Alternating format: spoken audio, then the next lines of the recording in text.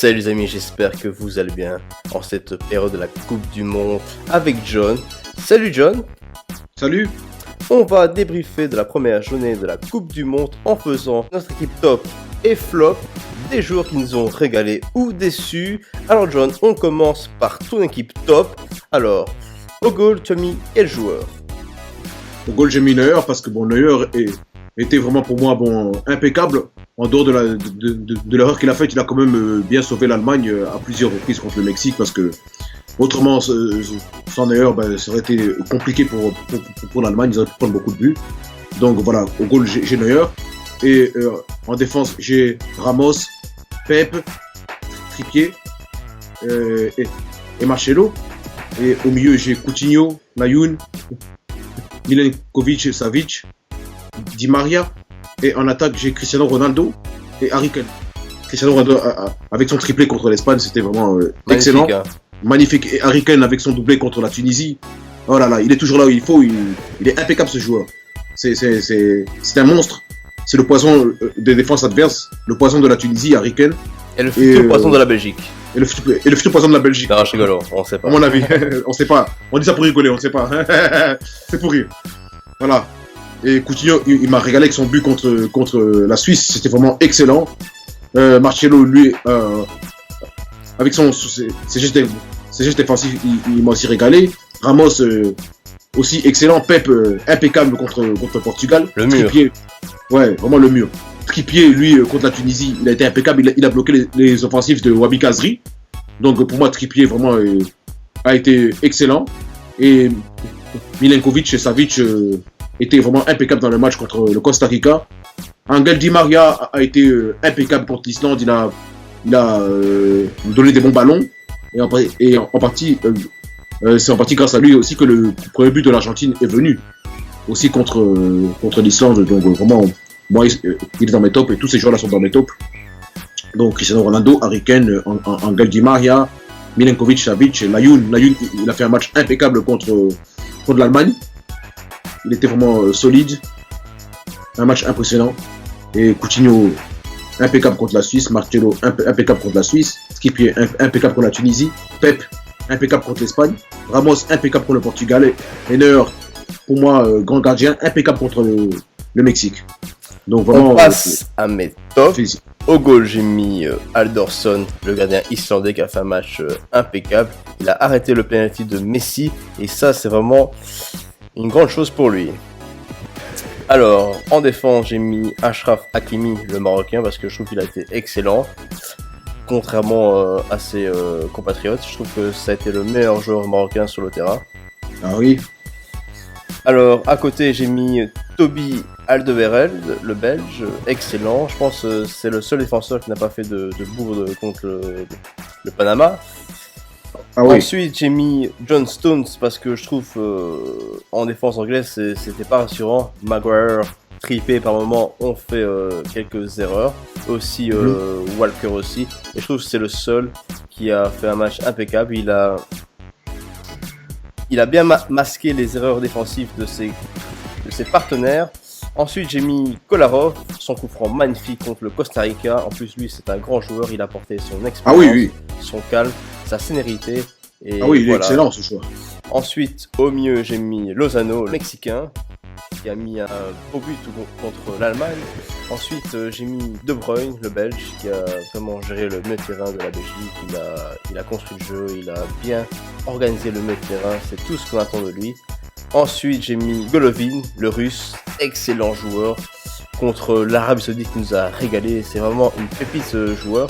Ah oui, il a été excellent. C'est un joueur à surveiller. Ensuite, j'ai mis Cherisev, voilà, il rentre, il met 2 buts, magnifique. Voilà, ça résume tout. Bien sûr, il n'y a rien à dire là-dessus. Ensuite, en attaque, j'ai mis CR7, voilà, 3 buts contre Cristiano Ronaldo. Stratosphérique. C'est un régal. C'est vraiment le meilleur joueur du monde actuellement. Ah oui, actuellement c'est le meilleur. Un régal ce joueur, un régal. Moi je me régale trop quand je regarde ces matchs. Je me régale trop. Ensuite, j'ai mis Diego Costa. Voilà, il a répondu présent parce que souvent on le critiquait parce qu'on disait qu'il marquait que contre les petites équipes. Il n'avait pas encore marqué face à une grande nation de football. Et là, il marque 2 buts face aux champions d'Europe. Et ça, Chaque fois, lui. ouais, et ça, c'est très très bien. Voilà. Ah ouais, excellent. Maintenant, on va passer au flop. John, on commence par tes flops.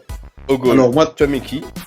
dans mes flops, j'ai mis DGA parce que, je m'excuse, le deuxième but qu'il encaisse contre le Portugal, il aurait pu anticiper et mieux boxer le ballon. Et là, il a vraiment pas cherché à boxer le ballon. Il a cherché à la prendre calmement pendant que la frappe de Cristiano Ronaldo venait puissamment.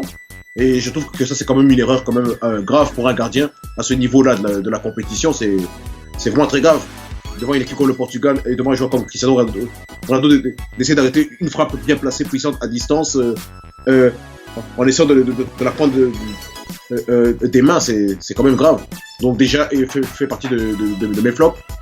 Et Boateng aussi fait partie de mes flops, parce que Boateng a fait un match vraiment limite contre le Mexique. Il était dépassé. Trop lourd. Et vraiment trop lourd, et dépassé par tous les attaquants mexicains. Il courait partout et un peu n'importe où.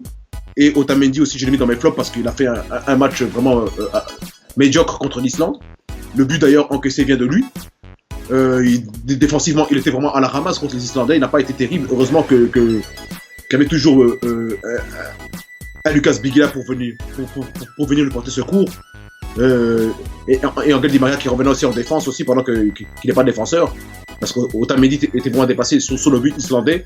Je pense qu'il aurait quand même pu mieux faire pour éviter ce but-là.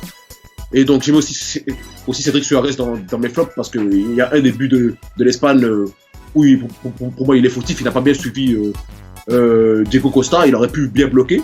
Il n'a pas bien suivi. Donc moi je trouve que Cédric Suarez n'a pas fait un match impeccable contre l'Espagne. Et j'ai mis aussi Trost Ekong, le défenseur nigérian, parce que sous le but encaissé contre la Croatie, vraiment, il fait une grossière erreur.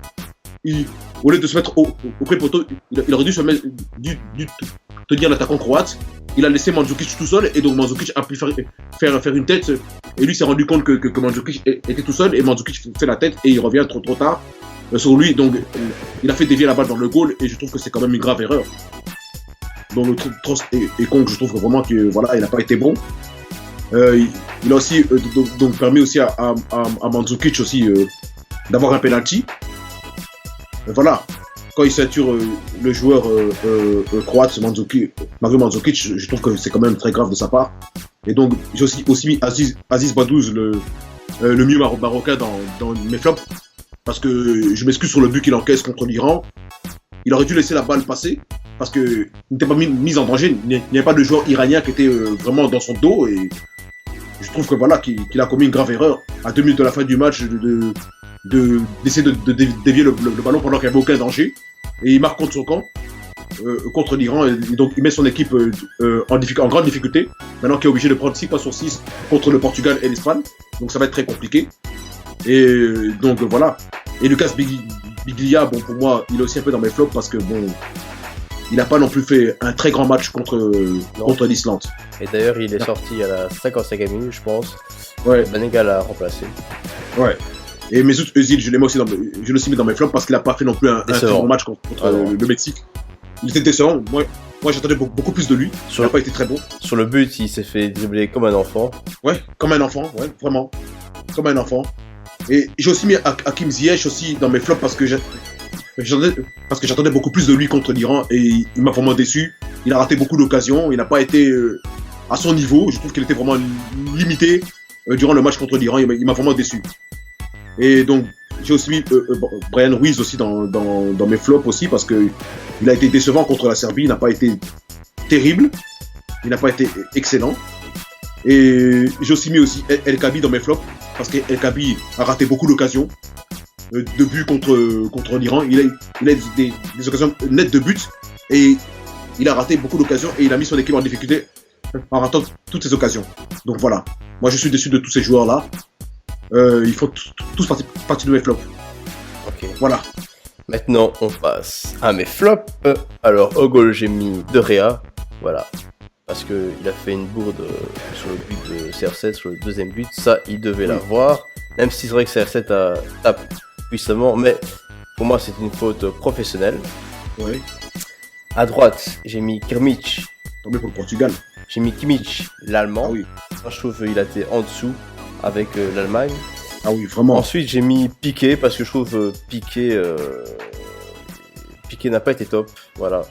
Ah oui, Il était souvent en difficulté. D'ailleurs, heureusement que Ramos était à côté de lui pour le couvrir. Parce que voilà, sur le troisième but, c'est lui qui fait la faute pour le coup franc. Quand Quaresma lui fait une phase de frappe, il tombe facilement. Donc voilà, je trouve qu'il est à la ramasse comme d'habitude. Ouais. Ensuite, j'ai mis Matt Hummels parce que je trouve il a été lourd. Il a pas été top comme Boateng. Voilà, je trouve il a été en difficulté. Et voilà. C'est un grand défenseur et j'ai été habitué à un grand Matt Hummels. Et là, j'ai vu un tout petit Matt Hummels. Ouais, faut le dire. Ensuite, j'ai mis Rafael Guerreiro, le portugais, parce que je trouve qu'il n'a pas fait un bon match. Il a raté des centres faciles. Voilà, je suis habitué à un Guerreiro beaucoup plus offensif, beaucoup plus fort défensivement. Il s'est fait avoir comme un enfant plusieurs fois. Et j'espère qu'il va monter en puissance dans cette coupe du monde parce que c'est vraiment un top joueur. Ouais. Ensuite, au milieu de terrain, j'ai mis Thomas Müller. Voilà. Thomas Müller, il a été inexistant. Ah oui, vraiment. Il n'a pas fait le bon choix. Voilà. Ouais. On sait que c'est un joueur surcoté, mais on a été habitué à un Thomas Müller qui va au charbon. Ensuite, j'ai mis Belhanda, le maître à jouer marocain. J'ai été déçu de ses choix. Je trouve qu'il n'a pas fait un bon match. Ah oui, on y rend à la ramasse. Je trouve qu'il a trop subi le milieu iranien. Oui, il était vraiment à la ramasse, totalement à la ramasse. Et voilà. Ensuite, j'ai mis Casemiro, le Brésilien. Je trouve qu'il n'a pas fait un très très bon match contre la Suisse. Oui. C'est vrai qu'il était comme dépassé par moment. Au Real, il est impressionnant. Et là, contre la Suisse, il était un petit peu en dessous par rapport à d'habitude. Mais bon, c'est vrai qu'il a eu une grosse saison et il est peut-être un petit peu fatigué. Ouais, c'est possible aussi. Ensuite, j'ai mis Bernardo Silva, le portugais. Voilà, je trouve qu'il n'a pas fait un bon match. Je pense qu'il s'est mis beaucoup trop de pression. Voilà, c'est un super joueur. Mais contre l'Espagne, il m'a déçu. Mais bon, faut pas oublier que c'est son premier match d'une grande compétition avec le Portugal. Tout à fait. Et que c'est compréhensible, mais voilà, je l'ai mis un peu dans mes flops parce que j'étais déçu de Silva. Alors, en attaque, c'est un duo catalan. Ouais.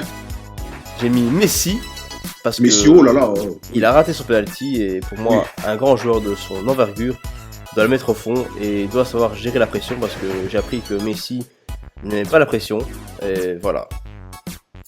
Et ensuite j'ai mis Suarez parce que Suarez il a été dégueulasse contre l'Egypte, il a raté beaucoup de contrôles, il a raté beaucoup d'occasions. Alors d'habitude on est habitué à un grand Suarez et là on a vu un tout petit Suarez. Ouais. Qui était facilement prenable, franchement. Et voilà, c'est fini pour mes flops. Voilà, alors John, est-ce que tu es content ou déçu de cette première journée de la Coupe du Monde? Mais je vais t'avouer que je suis vraiment très déçu, surtout du résultat entre l'Argentine et l'Islande. Moi, je m'attendais à beaucoup mieux que ça.